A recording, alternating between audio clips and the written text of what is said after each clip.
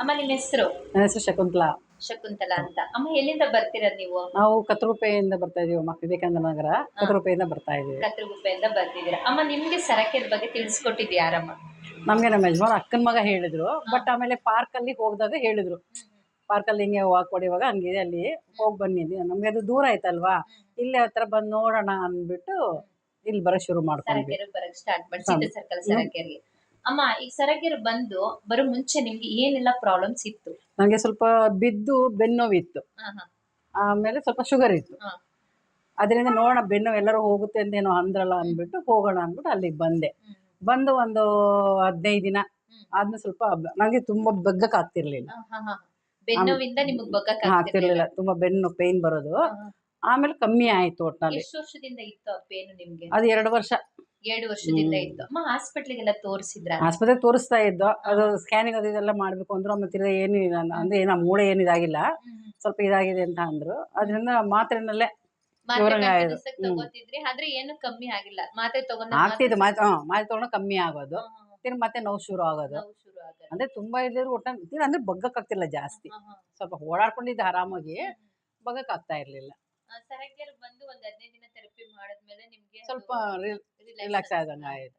Sugar ಬಂದು ಎಷ್ಟು ವರ್ಷದಿಂದ ಇತ್ತಮ್ಮ? ಶುಗರ್ ಬಂದು ಕೊರೋನಾ ಇಂದ ಇಂಜೆಕ್ಷನ್ ತಗೊಂಡ್ಮೇಲೆ, ಕೊರೋನಾ ವ್ಯಾಕ್ಸಿನೇಷನ್ ತಗೊಂಡ್ಮೇಲೆ ಶುರು ಆಗಿದೆ. ಅವಾಗಲೇ ಗೊತ್ತಾಗಿದ್ದು ಡೌಟ್ ಬಂದು. ಯಾವ ವ್ಯಾಕ್ಸಿನೇಷನ್ ಹಾಕ್ಸ್ಕೊಂಡ್ಮೇಲೆ ನಿಮ್ಗೆ? ಫಸ್ಟ್ ಸೆಕೆಂಡ್ಗೆ ಸೆಕೆಂಡ್ ತಗೊಂಡಾಗ್ಲೇ ನಮ್ಗೆ ಏನೋ ಡೌಟ್ ಬಂತು, ಎಲ್ಲ ಚೆಕ್ ಮಾಡಿಸ್ಬೇಕು ನೋಡೋಣ ಅಂತ ಅಂದ್ರಲ್ಲ, ಅವಾಗ ಮಾಡಿಸಿದ್ದಾಗ್ಲೇ ಗೊತ್ತಾಗಿದ್ದು ನಮ್ಗೆ. ಅಮ್ಮ ಸಿಂಟಮ್ಸ್ ಹೆಂಗ್ ಗೊತ್ತಾಯ್ತು ನಿಮ್ಗೆ ಶುಗರ್ ಸ್ಟಾರ್ಟ್ ಆಗಿದೆ ಅಂತ? ಅದೇನು ಇಲ್ಲ, ಸುಮ್ನೆ ನ್ಯಾಚುರಲ್ ಕ್ಯಾಶುಯಲ್ ಆಗಿ ಹೋಗಿ ಚೆಕ್ ಮಾಡಿಸಿದೆ ಅಷ್ಟೇ. ನೀವು ಬ್ಲಡ್ ಟೆಸ್ಟ್ ಎಲ್ರು ಮಾಡಿಸ್ತಾ ಇದ್ರಲ್ಲ, ನಮಗೂ 60 ವರ್ಷ ಆಯ್ತಲ್ಲ, ನೋಡೋಣ ಮಾಡ್ಸೋಣ ಅಂತ ಹೋಗಿದ್ದು. ಆವಾಗ ಸ್ವಲ್ಪ ಇದೆ ಅಂತ ಬಂತು. ಆವಾಗ ನಿಮ್ ಶುಗರ್ ಸ್ಟಾರ್ಟ್ ಆದ್ಮೇಲಮ್ಮ ಕಂಟಿನ್ಯೂಸ್ ಆಗಿ ಟ್ಯಾಬ್ಲೆಟ್ ಯೂಸ್ ಮಾಡ್ತಿದ್ದೀರಾ? ತಗೋತಾ ಇದೀವಿ. ಅವರು ಫಸ್ಟ್ ವಾಕಿಂಗ್ ಹೋಗಿ ಮಾಡಿ ಏನ್ ಬೇಕಾಗಿಲ್ಲ ಅಂದ್ರು. ಆಮೇಲೆ ಇಲ್ಲ ಈಗಲೇ ಅಂದ್ಬಿಟ್ಟು ಒಂದು ಸ್ಮಾಲ್ ತೀರಾ mg ಇಲ್ಲ, ಅದು ಕಮ್ಮಿ mgಲೇ ಕೊಟ್ಟಿದ್ದಾರೆ. ಟ್ಯಾಬ್ಲೆಟ್ ತಗೋತಿದ್ದೀರಾ? ಬೆಳಿಗ್ಗೆ ಒನ್ ಟೈಮ್. ಬೆಳಿಗ್ಗೆ ಒನ್ ಟೈಮ್ ತಗೋತೀರಾ. ಸರಕೆರೆ ಬಂದ್ಮೇಲೆ ಶುಗರ್ ಬಂದು ಕಂಟ್ರೋಲ್ ಬರ್ತಿದೆ ಅಂತ ಅನಿಸ್ತಾ ನಿಮ್ಗೆ? ಅದು ಸ್ವಲ್ಪ ಕಂಟ್ರೋಲ್ ಬಂದಿತ್ತು, ಮತ್ತೆ ಇವಾಗ ಚೆಕ್ ಮಾಡೋದು ನಿಲ್ಲಿಸ್ಬಿಟ್ಟಿದೀವಲ್ಲ, ಅದರಿಂದ ಗೊತ್ತಾಗಿಲ್ಲ. ಅಮ್ಮ ಈಗ ಮನೆಗೆ ಬಂದು ನೀವು ಆರೋಗ್ಯ ದೇವತೆನ ಬೈ ಮಾಡ್ಕೊಂಡಿದ್ದೀರಲ್ಲಮ್ಮ, ಮ್ಯಾಟು ಯಾವ ರೀತಿ ಬಳಸ್ತಿದ್ದೀರಾ ಮನೇಲಿ?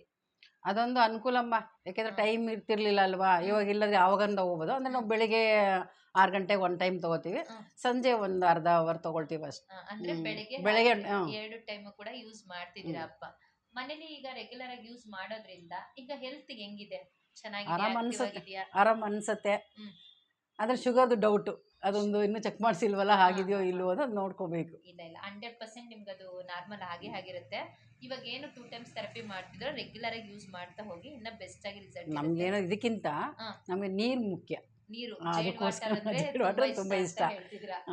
ಅಮ್ಮ ರೆಗ್ಯುಲರ್ ಆಗಿ ಬನ್ನಿ, ಮಿಸ್ ಮಾಡಬೇಡಿ. ಈಗ ನಿಮ್ಮಂತ ಎಷ್ಟೊಂದು ಜನ ಅಪ್ಪ ಅಮ್ಮಂದಿರು ಬರ್ತಾರಲ್ವಾ ಸರಕೆರೆಗೆ, ಅವ್ರಿಗೆ ಏನ್ ಹೇಳಕ್ ಇಷ್ಟಪಡ್ತೀರಾ ನೀವು?